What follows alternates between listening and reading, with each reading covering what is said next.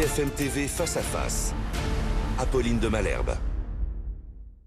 Et vous êtes bien sur RMC et BFM TV. Bonjour Marion Maréchal. Bonjour.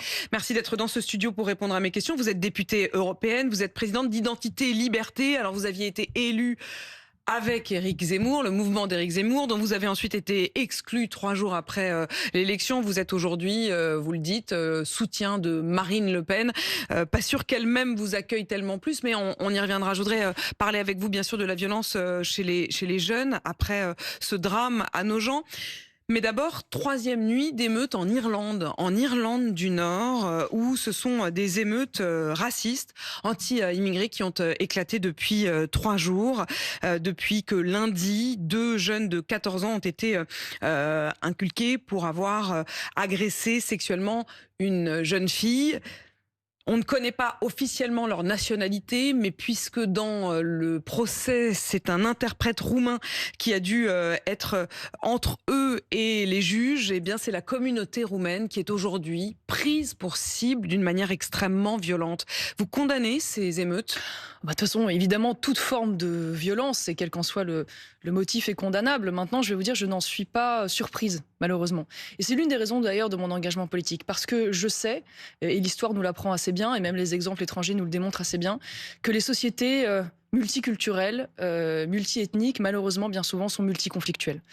Et que donc, mécaniquement, vous vous retrouvez avec des tensions communautaires extrêmement fortes qui peuvent aboutir à ce qu'on voit aujourd'hui en Irlande, qui est évidemment dramatique, qui fait qu'on se trouve avec des innocents, qui bien fois peuvent être des victimes collatérales, bien sûr, pour le coup, de véritables criminels et de véritables délinquants. Et donc, voilà, c'est l'une des raisons pour lesquelles, d'ailleurs, je ne souhaite pas cette société et je souhaite y échapper parce que je ne veux pas, précisément, qu'on se retrouve dans ce genre de modèle de société où les communautés s'affrontent les unes envers les autres. Mais pour vous, Marion de Maréchal, violence. Le principe même d'une société qui aurait des personnes qui viennent de différentes confessions, origines, cultures, c'est impossible. Non, je ne dis pas que c'est impossible, mais je constate, une fois de plus, c'est pas moi, c'est l'histoire qui nous l'apprend, et puis ce sont les différents exemples autour de nous, et puis c'est l'évolution de la France, pardonnez-moi, sur ces 30 dernières années, qui démontre quand il n'y a pas à minima d'unité culturelle, mais qu'il y a une dislocation de l'unité nationale, et donc de l'identité nationale sur fond de repli communautaire, religieux, et en l'occurrence en France, sur fond d'islamisation galopante et de son corollaire qui est l'islamisme, on se retrouve avec des tensions, une difficulté à cohabiter, une société de défiance, voire de violence. Tout, une fois de plus, en fait la démonstration dans les chiffres, on y reviendra, et que cela entraîne parfois des réactions, des surréactions condamnables, évidemment, mais qui, à certains égards, s'expliquent. Et donc, c'est toutes les raisons pour lesquelles, aujourd'hui, moi, je me bats pour une réduction drastique de la politique migratoire et un durcissement des conditions d'accueil et d'expulsion, précisément pour ne pas aboutir à ce type de société. Marion Maréchal, est-ce que vous vous dites que ça pourrait arriver en France, des émeutes de cette nature? Je précise que là, c'était en Irlande du Nord, mais l'année dernière, c'était à Londres qu'on avait assisté à des manifestations et à des émeutes du même ordre. Alors, ce que l'on constate plutôt en France aujourd'hui, ce ne sont pas des émeutes de cet ordre-là. Voilà, je ne vais pas vous l'apprendre. Ce qui existe plutôt aujourd'hui en France, ce sont des émeutes qui sont principalement alimentées par, pour le coup, ce sont même des déclarations de la préfecture ou des différents politiques aujourd'hui au pouvoir qui l'affirment, des jeunes issus essentiellement de l'immigration extra-européenne qui profitent de toutes les occasions, qu'elles soient d'ailleurs festives ou non, pour aller casser, intimider, agresser. Et tout ça s'inscrit pas uniquement dans des pulsions, on va dire, de violence gratuite ou simplement l'appât de la basket derrière la vitrine, mais aussi, on le voit bien à travers l'énergie qui est mise à s'en prendre aux forces de l'ordre, la détestation de l'uniforme qui représente l'État français. Donc tout ça est quand même lié. Et aujourd'hui, la violence telle qu'elle s'exprime en France, elle est davantage du côté du racisme anti-blanc, du racisme anti-français, de la détestation de la nation France, sur fond d'ailleurs de repentance coloniale, que, on vient bien le dire, du côté des Français d'origine. C'est quoi des Français d'origine ? Des Français d'origine française. Voilà, mais c'est quoi des Français d'origine française ? Des Français d'origine française. Oui, moi j'en suis par exemple la démonstration. Je pense que vous admettrez volontiers qu'il peut exister des Sénégalais d'origine sénégalaise, des Algériens d'origine algérienne, c'est-à-dire des gens qui sont issus d'aïeux français, depuis des générations, depuis des siècles. Vous le calculez à partir de Quelle Non, mais, génération? je ne vais pas vous donner une date précisément, mais des gens dont les non, aïeux... mais parce qu'en fait, quand vous dites... je veux dire, on peut remonter à Clovis si vous voulez, c'est pas le sujet. Le sujet, c'est des aïeux qui ont contribué à la construction de la France. Oui, on va pas tourner autour du pot. Non, mais on va pas tourner autour du pot. Pourquoi aujourd'hui ce sujet se pose? Parce qu'il s'agit de la question de l'immigration sur les 40 dernières années. Donc évidemment que le sujet identitaire, il se pose à l'aune aujourd'hui d'une immigration incontrôlée extra-européenne très récente, qui est celle de ces 40 dernières années, parce que contrairement à ce qui est souvent dit, en réalité, le peuple français est resté très stable sur les 1000 dernières années. Il y a eu assez peu de grands mouvements de population. Mais je vous repose la question, Marion Maréchal, ce que je n'ai pas compris.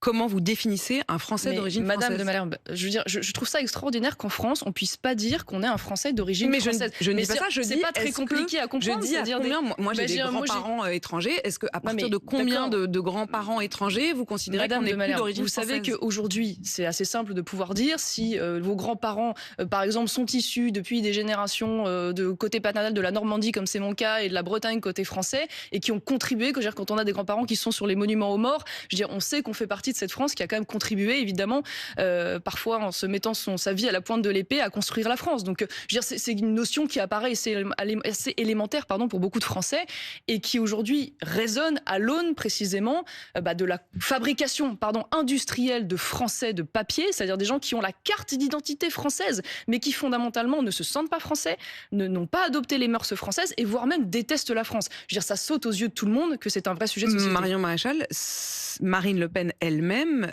dit que ceux qui sont français sont français. Non, mais ceux qui sont français, pour beaucoup, ont la nationalité française, c'est évident. Quand je vous entends, il y en a qui sont français, mais qui, à vos yeux, ne sont pas français. Ah moi, je pense qu'il y a aujourd'hui, parmi ceux qui ont la carte de nationalité française, des gens qui eux-mêmes ne se sentent pas français. Voilà, quand on voit d'ailleurs le profil, le comportement, les déclarations souvent volées par des vidéos dans les fameuses émeutes, dire post-PSG, où on voit bien souvent d'ailleurs des drapeaux étrangers, bien davantage que des drapeaux français, ou même celui du PSG en l'occurrence, on voit bien qu'on a, oui, fabriqué toute une génération de gens qui ont la nationalité française. Voilà, maintenant, allons au bout du raisonnement. Il ne s'agit pas, sur le plan légal, de faire une distinction à partir du moment où les gens ont la nationalité française. Mais il faut quand même avoir conscience de ce sujet de société pour y apporter les bonnes réponses, qui sont évidemment à la fois migratoires, à la fois scolaires et à la fois sécuritaires. Marion Maréchal, cette nuit, l'Israël a bombardé l'Iran, près de 200 sites, des sites nucléaires et des sites militaires. Les États-Unis redoutent également non seulement des ripostes de l'Iran, mais éventuellement des tensions entre communautés, et ils annoncent renforcer la sécurité autour des lieux de culte juifs. Est-ce que vous redoutez également des tensions entre différentes communautés sur notre sol? Je m'inquiète évidemment de cette évolution et de cette escalade. Je ne vais pas vous dire le contraire. Évidemment, je comprends, on va dire, la position d'Israël qui est de vouloir préserver son intégrité face à la menace potentielle nucléaire de l'Iran. Ce sont des sites militaires et des hauts dignitaires de l'armée qui ont été prioritairement visés, même s'il y a des victimes civiles malheureusement qui ont également trouvé la mort. Mais c'est vrai qu'il y a quelque chose de regrettable à voir une initiative aussi grave prise sans concertation avec les alliés et qui peut avoir des répercussions régionales, voire mondiales. Vous condamnez les attaques d'Israël? En tout cas, je ne les soutiens pas. Voilà, je ne les soutiens pas, même si une fois de plus, je comprends la volonté d'Israël de se préserver. Mais ce que je crains, c'est que précisément cela contribue à l'isolement diplomatique du peuple israélien et in fine ne lui rende pas service, voire, comme vous le relevez d'ailleurs, puisse menacer notamment nos compatriotes juifs et les juifs à travers le monde qui pourraient être les victimes collatérales, comme on l'a vu d'ailleurs aux États-Unis avec ce couple assassiné par un militant d'extrême gauche, de ce conflit finalement qui monte en escalade. Marion Maréchal, les dernières nouvelles de ces jeunes, de ces couteaux et les réponses apportées après le drame de Nogent.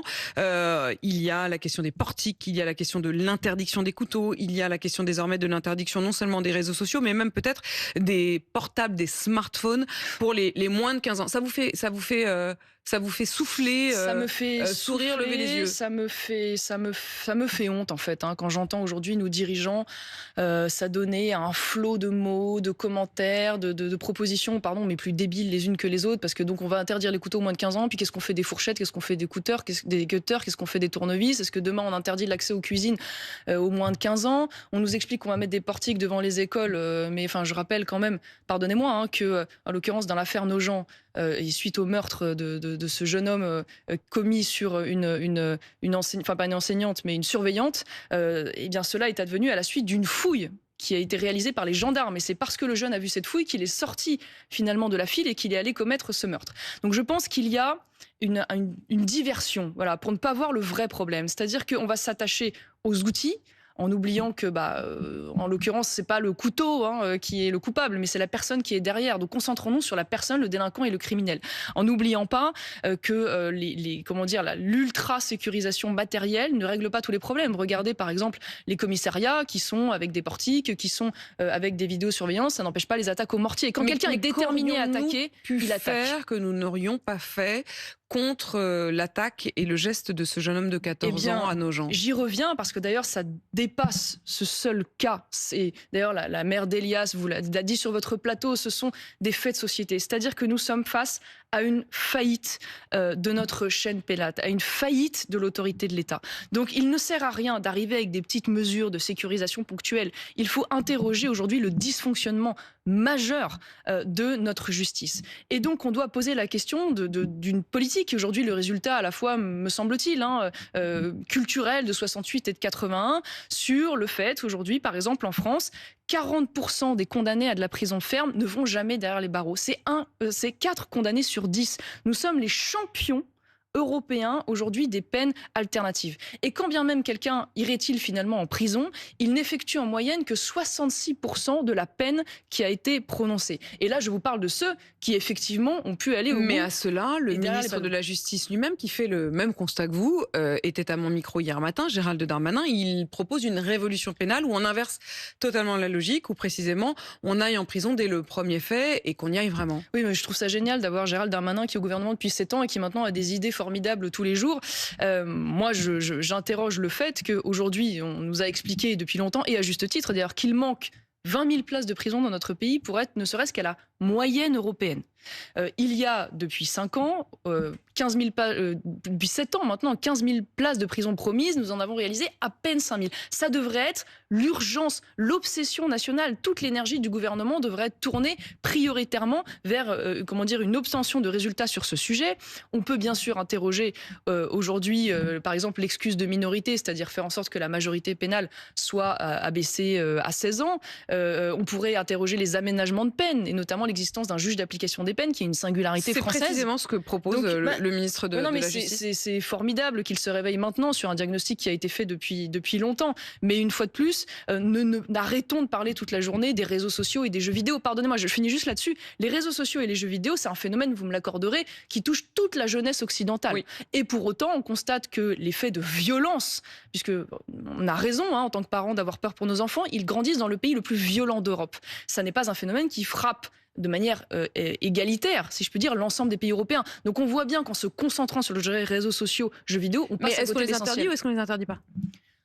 Les réseaux sociaux, non, mais je ne suis pas pour l'interdiction à tout crin. Je vais vous dire pourquoi. Alors, je partage totalement le souci de protéger le cerveau de nos enfants et le développement du cerveau de nos enfants face à l'abus d'écran. Mais je vous donne un exemple. Il y a 2 ans de cela, c'est pas très longtemps, une loi a été votée qui impose le fait qu'il y ait une autorisation parentale pour que des enfants puissent s'inscrire sur les réseaux sociaux. Cette loi n'a jamais été appliquée. Ils ne parviennent pas à la faire appliquer. Donc qu'on ne vienne pas nous expliquer aujourd'hui qu'on va aller interdire les réseaux sociaux aux moins de 15 ans. En revanche, qu'il y ait une vraie politique de santé publique, beaucoup plus massive, jusque dans les écoles, et bien au-delà d'ailleurs, pour de santé informer les parents sur les possibilités de contrôle parental, la menace des écrans, et qu'ils soient beaucoup plus, mobilisés, parce que les parents ne sont pas assez mobilisés, ne sont pas assez responsabilisés dans ce pays. Comment on les responsabilise sur les enfants? Comment on les responsabilise davantage? Eh bien, ça passe, comme je vous le disais, déjà par le fait d'être informés et conscients, parce que je pense que beaucoup de parents sont démunis aujourd'hui face à ces avancées technologiques qui vont beaucoup trop vite. Ça passe aussi pour les enfants, on va dire, qui sont décrocheurs sur le plan scolaire, qui ne vont pas à l'école, voire qui sont délinquants,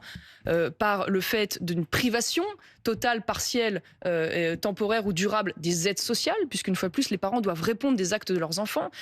Et ça passe aussi, me semble-t-il, par le fait de leur imposer, puisqu'on en revient à l'école, lorsqu'on est face à des cas comme le cas du jeune meurtrier à Nogent, qui manifestement avait été identifié comme un jeune homme problématique, puisqu'il avait été expulsé 2 fois de l'établissement. Eh bien, j'y viens précisément. Pour des causes de violence. C'est l'archétype du pas de vague scolaire. On dit qu'on le dénonce, qu'il est fini, il est encore à l'œuvre. C'est-à-dire qu'on déplace le problème. Quand il y a un enfant perturbateur ou violent, on le met dans un autre établissement, faisant d'ailleurs vivre l'enfer à l'établissement en question, au lieu d'apporter une réponse structurelle. Eh bien, c'est là où nous devons aller. Qu'est-ce qu'on en fait? Eh bien, il faut aller. Il faut que... Alors, ça n'a pas été son cas. Il n'a pas été expulsé de manière définitive. Il a été exclu 2 fois de manière temporaire de l'établissement. Eh bien, donc, il aurait dû l'être de manière définitive et on aurait dû pouvoir, l'État aurait dû pouvoir apporter une solution qui est celle d'internat d'éducation prioritaire avec l'accord des parents. Et si les parents refusent, eh bien, précisément la privation des aides sociales, qui est un accompagnement de rééducation disciplinaire et scolaire dédié. Voilà. Mais on ne peut pas, à un moment donné, au prétexte de l'obligation de la scolarisation, eh bien, faire vivre l'enfer aux autres élèves et aux autres enseignants parce qu'on n'apporte pas de solution disciplinaire à ces élèves. J'ai encore la faiblesse de penser qu'à 14 ans, on doit pouvoir être rattrapable. Et que si à un moment donné, ces élèves sont pris à temps au premier acte de violence ou de délinquance, eh bien, on doit pouvoir les remettre sur le droit chemin. Le problème, c'est que ce n'est pas ce qui n'est fait aujourd'hui, jusqu'au drame qu'on a vu. Marion Maréchal, en Haute-Garonne, un boucher dit avoir renoncé à se dire halal. Il était l'invité de BFM Story hier. Il est gérant de la boucherie halal Tolosa Market à Plaisance-du-Touques, en Haute-Garonne. Il y a des messages du type « Les cochons en France, les Arabes dehors » qui ont été inscrits sur sa boucherie. Est-ce qu'il y a aujourd'hui un racisme anti-musulman, anti-arabe, un racisme d'atmosphère en France? Alors, je refuse totalement cette expression de racisme d'atmosphère qui a été d'ailleurs utilisée de mémoire par un député LFI en comparaison, en parallèle d'une autre expression qui est celle de Gilles Kepel de mémoire sur le djihadisme d'atmosphère, laissant entendre qu'il y aurait aujourd'hui en gros, je résume, un racisme anti-musulman des Français qui serait comparable à la menace terroriste djihadiste telle qu'elle existe en France. Vous savez, malheureusement, la bêtise, la violence, le racisme sont des choses assez bien partagées par l'humanité, d'où qu'elles viennent et où qu'elles soient. Maintenant, dire aujourd'hui qu'il y a un racisme, j'ai envie de dire, pour reprendre des termes, des adversaires systémiques, structurels, profondément ancrés anti-musulmans en France, ça n'est pas vrai. Et les chiffres même le disent d'ailleurs. Puisqu'aujourd'hui, seulement 7% des actes anti-religieux en France sont des actes anti-musulmans. Ce sont les chiffres du ministère de l'Intérieur de l'année dernière. Les principaux actes anti-religieux, aujourd'hui, d'ailleurs qu'il s'agisse de dégradation ou de violence, ce sont des actes antisémites et ce sont ensuite des actes anti-chrétiens qui explosent aussi ces dernières années. Donc une fois plus, j'y reviens. Je pense que ce racisme anti-arabe, anti-musulman tue. On pense évidemment à Hichem, tué par son voisin qui se revendiquait de l'idéologie d'un Jean-Marie Le Pen à qui il rendait régulièrement hommage. Non, mais je vais vous dire, une fois comment vous prenez vos distances par rapport à ça? Je prends mes distances très simplement parce que, vous savez, moi je suis de celles qui défendent la perpétuité réelle pour les meurtriers. Donc si nous étions au pouvoir, un homme tel que celui-ci qui est à l'origine d'un meurtre tout à fait condamnable, gratuit et scandaleux, serait derrière les barreaux et il mourrait en prison. Donc je veux dire, je n'ai aucune espèce de tolérance à l'égard de cela. Maintenant, je distingue ce qui relève, en l'occurrence, ce que M. Macron ne fait pas, de ce qu'on appelle un fait divers, c'est-à-dire un cas isolé qui ne dit pas quelque chose de la société française. Il y en a malheureusement de très nombreux.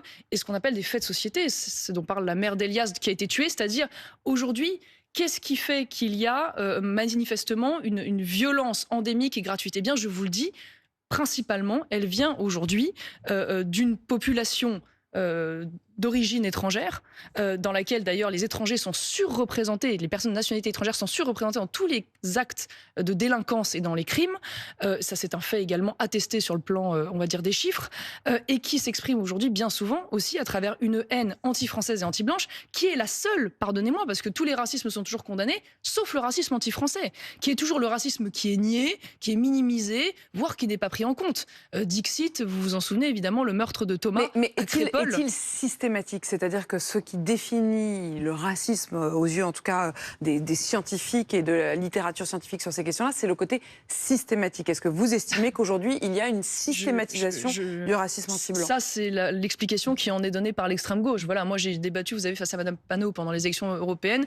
À l'époque, un homme avait pris 7 coups de couteau au cri de sale gouère et sale blanc, et elle me soutenait que tuer quelqu'un au cri de sale gouère et sale blanc, ça n'était pas du racisme. Voilà, je pense que le racisme, la définition en est simple, c'est que quand on rejette quelqu'un en raison de son origine et de sa race. Bon, en l'occurrence, c'était assez clair. Donc oui, je pense qu'aujourd'hui, le véritable sujet de société sur le racisme, il est d'abord un racisme anti-français et anti-blanc. Marion Maréchal, vous êtes désormais aux côtés de Marine Le Pen pour qu'on comprenne bien quel est votre positionnement sur l'échiquier?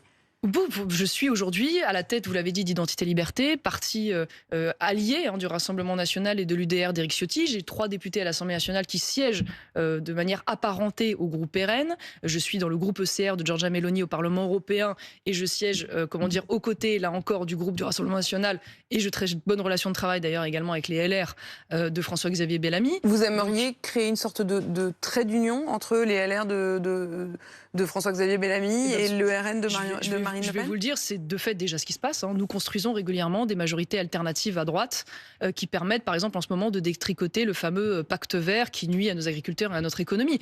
Et je ne vais pas vous apprendre que je suis une ardente défenseuse de la coalition des droites. Et donc, évidemment, je souhaite que ce modèle qui fait ses preuves au Parlement européen puisse faire ses preuves en France. C'est le modèle de Giorgia Meloni, qui est notre allié et qui aujourd'hui a une majorité qui va du centre-droit jusqu'à la droite nationale. Je pense que c'est la seule manière demain de s'assurer une victoire aux élections présidentielles et législatives. Merci Marion Maréchal d'avoir répondu à mes questions ce matin. Il est 8h52 sur RMC et BFM